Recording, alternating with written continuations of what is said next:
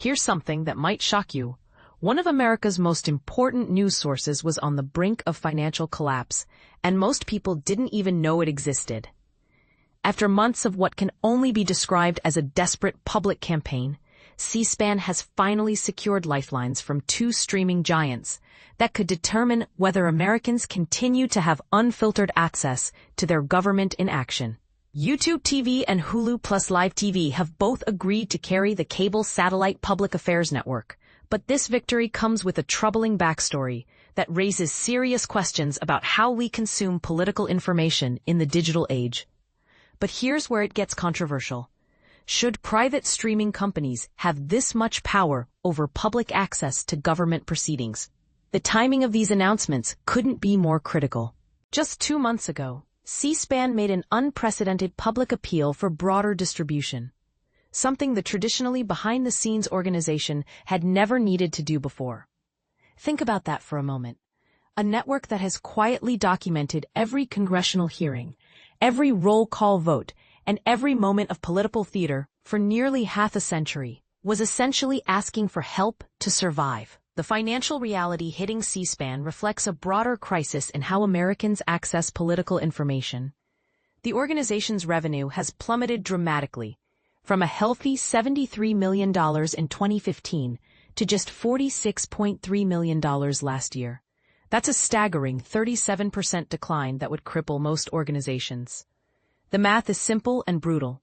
Traditional cable and satellite homes, which once numbered over 100 million and provided C-SPAN's financial foundation through licensing fees, have been slashed nearly in half over the past decade.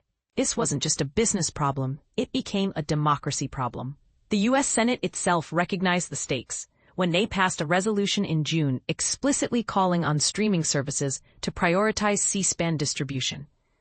All television providers, including streaming services, should make delivery of C-SPAN a priority so Americans can watch Congress in action, in real time, the senators declared. When Congress has to lobby for its own coverage, you know something fundamental has shifted in our media landscape. Wednesday's announcement of separate distribution deals with both YouTube and Hulu plus Live TV represents more than just corporate agreements. It's potentially the difference between democratic transparency and an information blackout.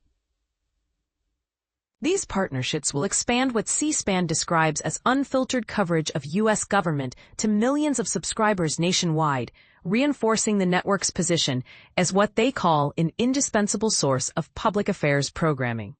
Starting this fall, all 3 C-SPAN channels, the main network plus C-SPAN 2 and C-SPAN 3, will join YouTube TV's standard channel lineup. But the deal goes deeper than just live streaming. C-SPAN's extensive video archive, clips, and special event coverage will also appear on YouTube's main platform, potentially reaching audiences who might never have discovered government proceedings otherwise. And this is the part most people miss. Google isn't just carrying C-SPAN, they're actively investing in it. The tech giant will sponsor the network's coverage of America 250, the upcoming celebrations marking 250 years since the nation's founding. This corporate sponsorship of government coverage raises fascinating questions about the intersection of private tech companies and public information access. For nearly half a century, C-SPAN has partnered with cable and satellite providers who recognize the value of our important public service, explained C-SPAN Chief Executive Sam Feist. We now look forward to working closely with YouTube to bring C-SPAN's unfiltered coverage of the democratic process to millions more Americans. Notice that word choice, unfiltered. In an era of curated news feeds and algorithmic content selection, C-SPAN's commitment to showing government proceedings without editorial intervention becomes increasingly valuable and increasingly rare. Here's what makes C-SPAN unique and controversial. They use their own cameras throughout the Capitol building. This independence allows them to capture moments when government-operated audio and visual equipment mysteriously cuts out. And trust me, those moments often reveal the most about how politics really works. Remember those dramatic scenes of Democratic representatives staging sit-ins? C-SPAN caught it all when official feeds went dark. The numbers tell the rescue story clearly. Earlier this summer, Feist reveals to industry observers that securing deals with YouTube TV and Disney's Hulu Plus Live TV could close C-SPAN's troubling budget gap.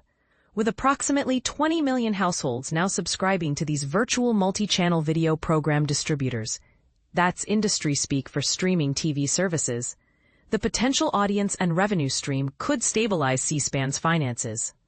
But here's the uncomfortable question nobody's asking. What happens when private streaming companies become the gatekeepers of government transparency? Should profit-driven corporations have this much influence over public access to democratic proceedings? Some might argue this is simply market evolution. Streaming is where audiences are, so that's where C-SPAN needs to be. Others worry about concentrating this much democratic infrastructure in the hands of tech giants who answer to shareholders, not citizens. What do you think? Is this partnership between C-SPAN and major streaming platforms a victory for democratic access? Or are we trading one form of media gatekeeping for another potentially more problematic one? Should government proceedings be dependent on private companies for distribution? Or is this simply the reality of modern media consumption? Share your thoughts, because this decision affects how every American accesses information about their government, whether they realize it or not.